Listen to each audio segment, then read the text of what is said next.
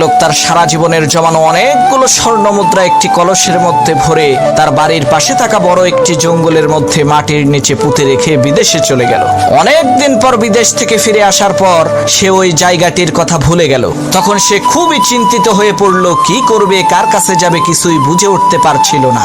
এক পর্যায়ে সেই লোকটি ইমামে আজম ইমাম আবু হানিফা রাহমাতুল্লাহি আলাইহির কাছে গেলেন এবং তার কাছে সমস্ত ঘটনাটি খুলে বললেন। ইমাম আবু হানিফা রাহমাতুল্লাহি আলাইহি লোকটির কথা শুনে তাকে বললেন, ভাই, আপনার কলস খুঁজে বের করার একটাই উপায় আছে, সেটা হচ্ছে আজকে সারা রাত আপনাকে নামাজ পড়তে হবে। লোকটি বলল, হুজুর, কোনো সমস্যা নাই, আপনার কথা অনুযায়ী আজকে সারা রাত আমি নামাজ আদায় করব। যে কথা সেই কাজ। লোকটি রাতের বেলায় নামাজে দাঁড়িয়ে গেল। আল্লাহর কি কুদরত, এক রাকাত নামাজ পড়তে না পড়তেই সেই লোকটির ওই জায়গার কথা মনে পড়ে গেল, যে জায়গায় লোকটি তার কলসটাকে লুকিয়ে রেখেছিল।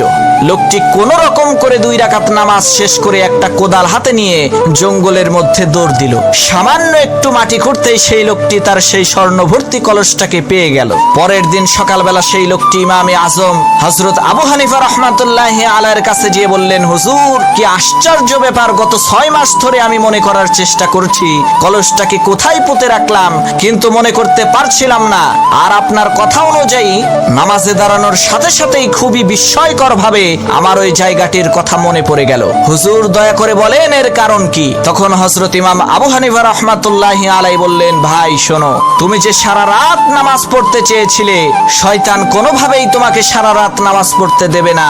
ওই শয়তান নিজেই তোমাকে কলসটার কথা ভুলিয়ে দিয়েছিল যাতে তুমি বিপদে পড়ে আল্লাহ তাআলাকে ভুলে যাও। কিন্তু বিপদে পড়ে যখন তুমি সারা রাত নামাজ পড়ার সিদ্ধান্ত নিয়ে ফেললে, তখন শয়তান চিন্তা করলো তুমি যদি সারা রাত নামাজ পড়ো তার তো অনেক লস হয়ে যাবে। এ কারণেই শয়তান তোমাকে ওই কলসটির কথা মনে করিয়ে দিয়েছে যাতে তুমি সারা রাত নামাজ পড়তে না পারো।